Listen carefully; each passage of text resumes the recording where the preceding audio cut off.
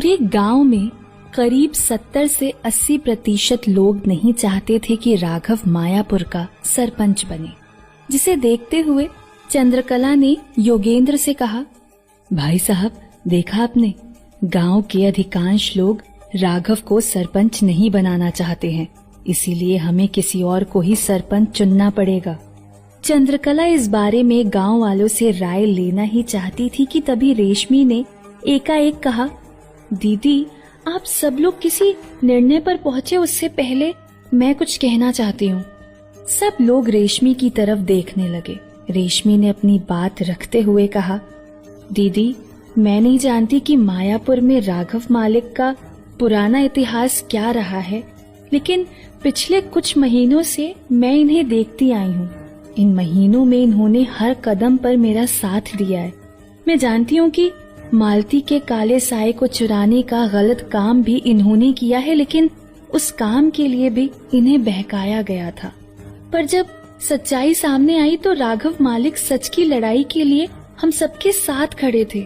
इसीलिए ये सब देखते हुए मुझे लगता है कि राघव मालिक को पुराने गुनाहों के नजरिए से ना देखते हुए जो आज ये हैं उसके हिसाब से इन्हें देखना चाहिए।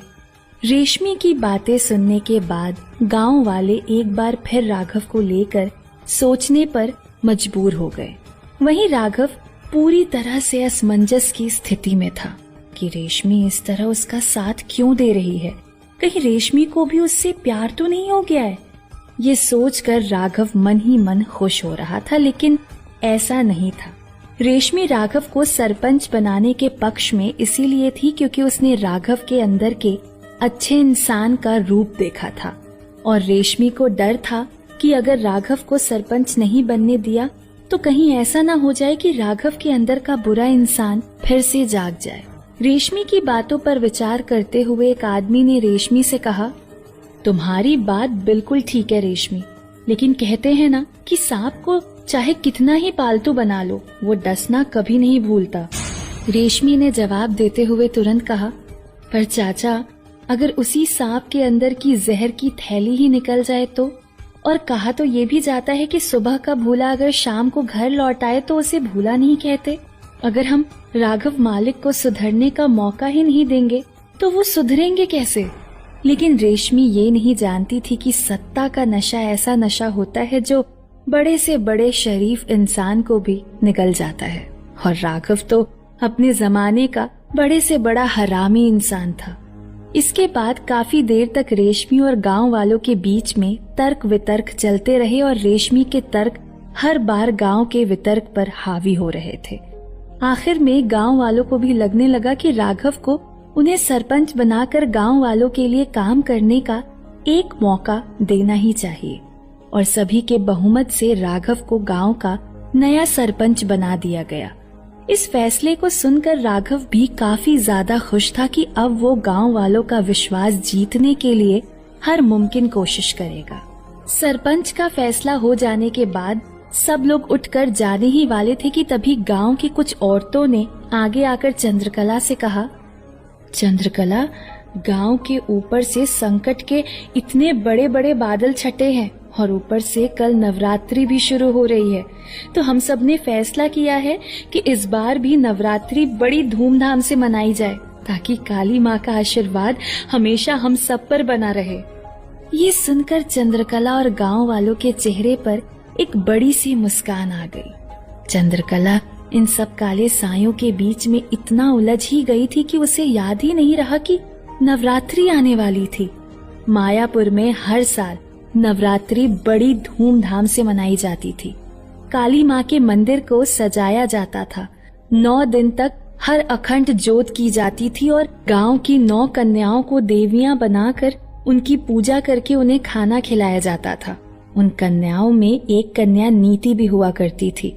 हर बार की तरह इस बार भी उन 9 कन्याओं में नीति को भी चुना गया था। इसी खुशखबरी के साथ सब लोग अपने अपने घरों की तरफ जाने लगे। गांव वालों के लिए तो सब कुछ सही हो चुका था, लेकिन चंद्रकला की चिंताएं अभी भी खत्म नहीं हुई थी। चंद्रकला की सबसे बड़ी चिंता तो नीति को लेकर थी। चंद्रकला, टीले वाले बाबा और रेशमी तीनों जब घर पहुंचे तो रेशमी सीधे नीति के पास अंदर चली गई और चंद्रकला ने अपनी चिंता जाहिर करते हुए टीले वाले बाबा को सब कुछ बताया कि पिछले कुछ दिनों में नीति के साथ क्या क्या हुआ है। टीले वाले बाबा भी ये बात सुनकर चौंक गए कि बेचारी नीति के अंदर इस तरह की शक्तियां भी हैं। टीले वाले बाबा ने चंद्रकला से माफी मांगते हुए कहा, मुझे माफ करना चंद्रकला, मैं नहीं जानता था कि मेरी उस समाधान से नीति की इस तरह की शक्तियां जागृत हो जाएंगी। ये सुन चंद्रकला ने कहा, नहीं नहीं बाबा, आप माफी मत मांगिए।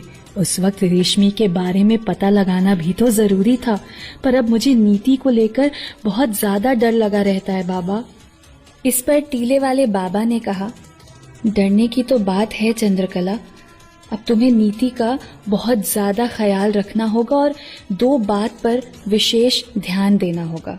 एक तो नीति के मुंह पर किसी का भी खून नहीं लगना चाहिए और दूसरा, नीति जब भी कभी दैत्य रूप में आए वो किसी आईने में खुद का चेहरा ना देख सके। ये सब सुनकर चंद्रकला घबरा गई। उसने तुरंत टीले वाले बाबा से पूछा, लेकिन ऐसा क्यों बाबा? चंद्रकला को समझाते हुए टीले वाले बाबा ने कहा, मुंह पर खून लगने से हो सकता है कि नीति के अंदर का दैत्य बार बार जागृत होने लगे और ऐसे में अगर उसने अपना चेहरा देख लिया तो ये हो सकता है कि नीति फिर खुद को हमेशा एक दैत्य ही समझने लगे। और चंद्रकला, काले सायों की नजरों से भी नीति को बचाकर रखना होगा।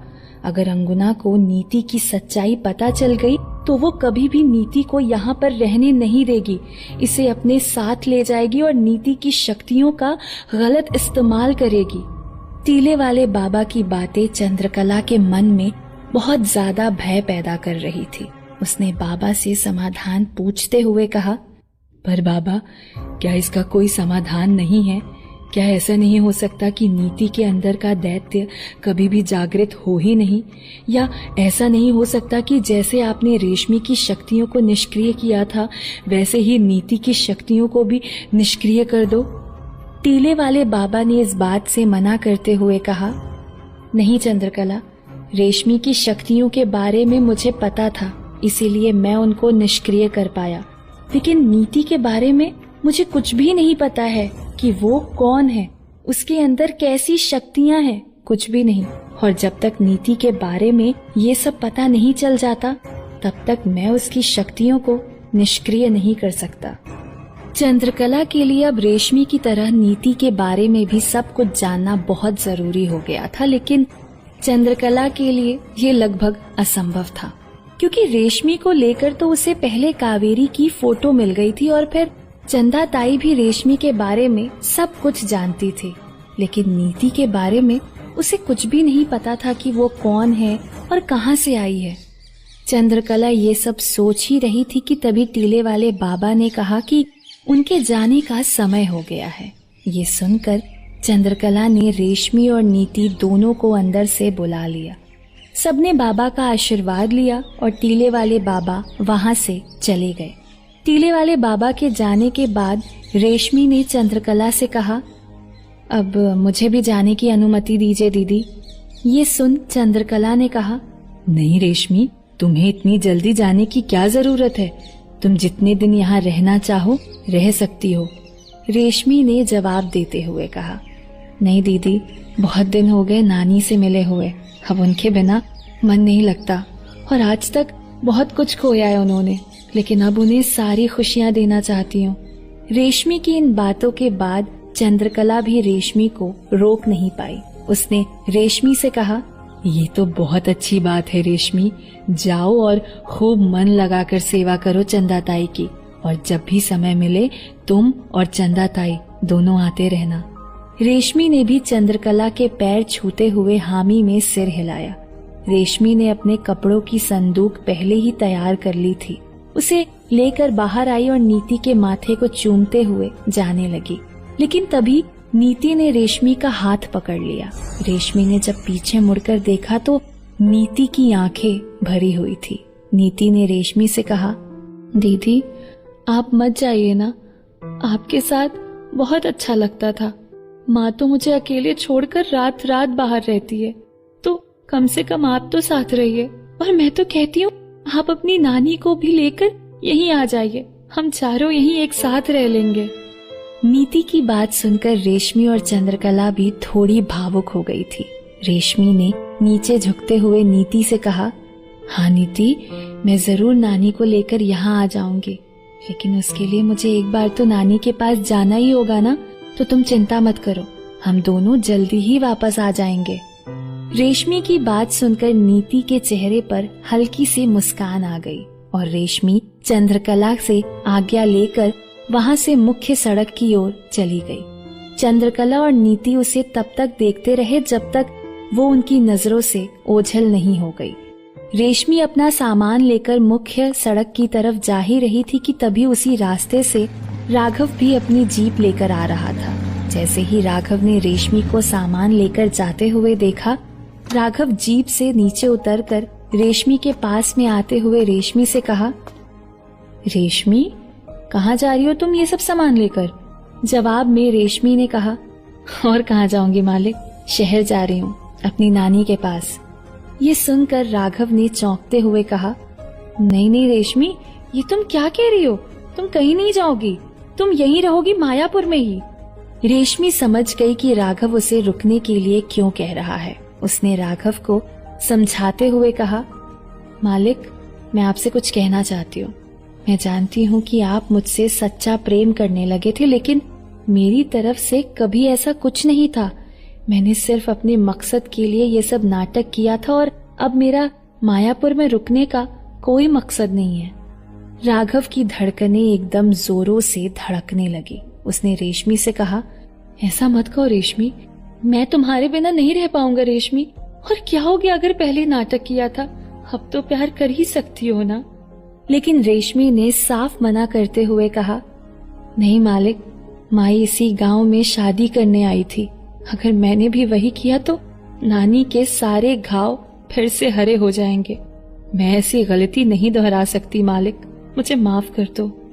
राघव ने इसके बाद भी रेशमी को काफी समझाने की कोशिश की, लेकिन रेशमी ने एक नहीं सुनी। आखिर में राघव ने हार मानते हुए कहा, ठीक है रेशमी, अगर तुम्हारा यही फैसला है तो यही सही। लेकिन रेशमी, मैं ही तुम्हें शहर से मायापुर लेकर आया था, तो मैं ही तुम्हें छोड़कर भी आऊंगा। अब इसके लिए मुझे मना मत करना। रेशमी ने इसके लिए कुछ नहीं कहा और चुपचाप जीप में जाकर बैठ गई। राघव भी जीप में बैठा और दोनों शहर के लिए निकल गए और रेशमी सकुशल चंदा ताई के तवायफ खाने पहुंच गई। चंदा ताई रेशमी को देखकर बहुत खुश हुई। रेशमी ने चंदा ताई को पूरी कहानी बताई कि कैसे कैसे क्या हुआ और ये भी बताया कि राघव ने इन सब में कितनी उसकी मदद की थी। चंदा ताई ने राघव को हाथ जोड़कर धन्यवाद कहा और इस बात के लिए माफी भी मांगी कि उन्होंने उसका इस्तेमाल किया। रेशमी ने चंदा ताई को सब कुछ बताया, लेकिन ये नहीं बताया कि राघव उससे प्यार करने लगा था और राघव को भी ये बताने के लिए मना किया था। सब बातें हो जाने के बाद राघव ने आज्ञा ली और वहां से वापस मायापुर के लिए निकल गया। आज नवरात्रि का पहला दिन था। सुबह सुबह ही लोगों ने काली माँ के मंदिर जाना शुरू कर दिया था।